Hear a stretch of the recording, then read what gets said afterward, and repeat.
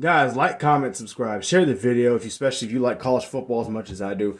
From here on out, I'm going to start talking about football teams who I think will and will not have a chance or even win the national championship in 2023. I kind of started yesterday with Florida State. I've said that they're not going to win the national title. If you want to see why, go look up my video. You can see for yourself why I don't want to talk about that because that's not what this video is about. I do think Penn State has a really good chance at winning that national championship. While I said Michigan should be a big-time favorite, I think Penn State should be too, given that those two played this year. They play every year. This game's in Happy Valley with Penn State and Michigan. Penn State has to go to Columbus, but as we all know, two of the last three big games Ohio State's had at home, they've lost them to Oregon and Michigan. They did beat Notre Dame, but a lot of teams beat Notre Dame too, so big whoop. I think Penn State has a realistic chance. I mean, they got a lot of defense there. They have Manny Diaz with his second year there in the system, and clearly in year one, Manny Diaz's presence made a big difference for Penn State's defense. They were flying to the football. They were making some big plays. Offensively, Penn State's got their running back coming back. I don't remember his name because I'm not a Penn State fan. I'm not going to look it up anytime soon. But their running back was pretty good.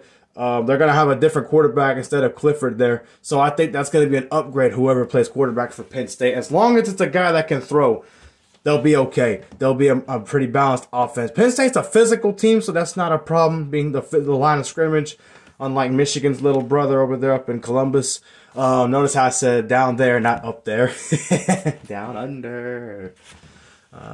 Yeah, but Penn State really can. All they got to do is, if they can they can win the whole schedule and just win at least one of those Michigan and Ohio State games, they can make the playoffs. I do think they're going to be better than Wisconsin. I do think they'll be better than the rest of the Big Ten.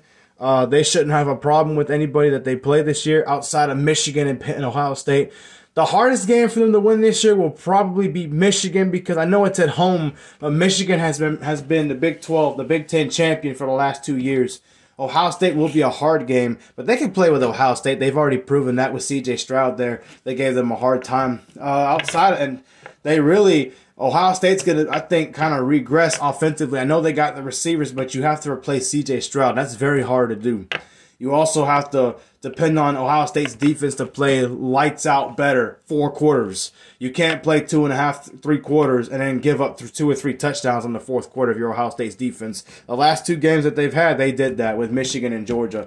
So with Penn State, if they can play 4 quarters of football offensively and defensively, if their defense can continue to win a line of scrimmage, and they can force more turnovers, because they got a lot of athleticism on that defense, and Manny Diaz just keeps doing his thing as a defensive coordinator, I don't see why not. Penn State can't make the playoffs. I think they can, as long as they beat at least Michigan or Ohio State and beat everybody else. Worst case scenario, best case for Penn State, I don't think they're good enough to beat both Penn State and Michigan in the same year. I don't think so. But it can happen. Best case, 11-1. Worst case, no less than 9 wins if Penn State plays like that. But, yeah, Penn State definitely can make the playoffs. I don't see why not.